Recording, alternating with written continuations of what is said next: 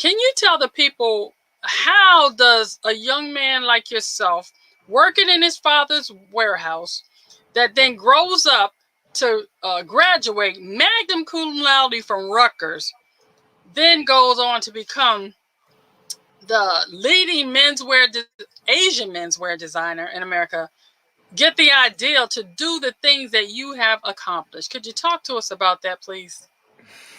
Thank you, Brenda. You're really far too kind, and no, thank you for having me. It's an honor and a privilege both to be on this platform with you. My journey started so pretty much everything that I've learned by osmosis. When I went to my first factory visit when I was 10 years old, it was a silk factory that my dad took me, and I saw how the yarn was made, what the waft and the weft meant.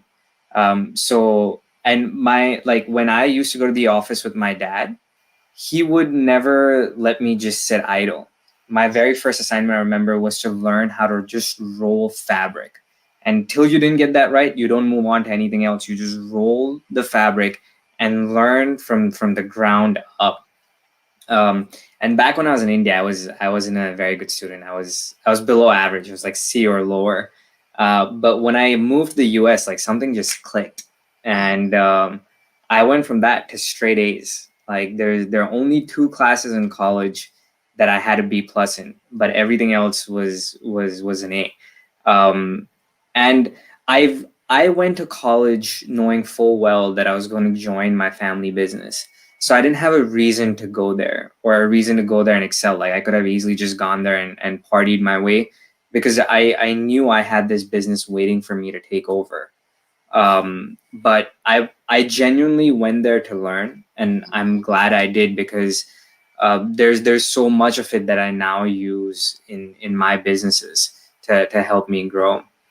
Um, my very first experience right out of college was, and I'm really gracious for my dad for sort of letting me and my sister do what we want and not hampering our growth. So he signed a lease in Houston in 2012, right after I graduated college, and he moved me there for 3 months. I was staying in a hotel, and he's like, "You go build the store." He's like, "You've seen me build enough stores, and now you can do this on your own." And I'm like, "Are you serious?" And he's like, "Yeah, go ahead, just go ahead and build the damn store." And it's amazing what kids learn just by being in the environment. So I built out a 3,500 square foot store all on my own. So buying the wood, getting the shelving made, to buying the glasses, the inventory systems, the camera systems, the sound systems, and I goofed up along the way, and I goofed up a decent amount. But that one experience, I think, changed my confidence level within myself, and then gave me the ability to, yeah, I can go anywhere in the world and do whatever I want because I've done this now. And since then, we've built a lot of stores after that, and they've been a cakewalk. Um, so that's sort of the first part of my journey. And then once my sister sort of joined the business, we saw that majority of our industry was taken over by sort of old people that didn't keep up with fashion trends, nor were they sort of service oriented. And I truly believe sales is service. It's not always about the money. You might have to lose money sometimes, and that's fine. You need to make sure that you deliver on what you promised, and if you go above and beyond, it'll come back above and beyond. um, and we saw this niche room in the market where there was no US based South Asian designers here, and we wanted to fill that gap in the market very quickly. So we kind of ramped up our business, and we came up with this idea of a TV show, where we wanted to showcase our brides and give them a platform to be seen worldwide. That plus we saw a really large increase in fusion weddings in the US, and the stats hold up for it. 38%. There's been a 38% growth since the year 2000 in intercultural and interfaith weddings, and we saw that in our store. Like We had so many fusion brides where we were doing so many different things for them. We had Caucasian brides where we designed white gowns for them that were essentially had the same work as a lehenga to honor both the cultures. So things like that, and we're like, this should be out in front of the world. No one else is doing it. Let's do it. And I had no filming experience, no background in that whatsoever. But I spoke to a friend, went on Mandy, hired a filming crew.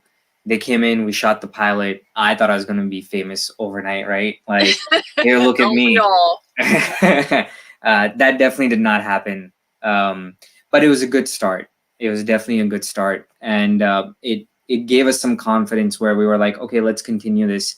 So we made one more episode, and by no means is this success of mine alone. Mine, like, I've had help along the way, and I like to give that person a shout out. Her name's Mona Sanga. She's a Canadian makeup artist and a vlogger, and she's the only influencer that when I sent out a message to help me promote my show, didn't ask me for money. All she did Wow. was she went out on her vlog and she read out my email that I sent to her. And she said, I checked out the show. I enjoyed it. You guys should watch it and support it. And that just by that, we had like 60,000 views in 2 days. And now that video has over 2 million views. So it completely changed the trajectory of the show and my channel. And that video is essentially what got us our first network deal with a local Indian network. And then we've done 3 seasons with them. 2 of them you've seen and binge watched. And the third is about to go live. It's already airing on TV, but it's about to go live on YouTube at the end of the month on March 27th. Ooh, good. I can't wait to see it. I'm telling you, if anyone, for those of you that are listening to us right now, before we go any further, I do encourage you to go on YouTube, television, wherever this is being um, aired, and watch the Nazranaa Diaries. You will not regret the time. And I encourage you to get your beverage of choice, kick your feet up, relax, and enjoy, because the stories are interesting. The garments are drop dead gorgeous. Let me tell you, the designs for the men and women, it made me want to get married all over again. I've already done it 3 times, so I don't need to be getting married. However, comma, if I ever do decide to do it for a fourth term, I was thinking that would be the place to go.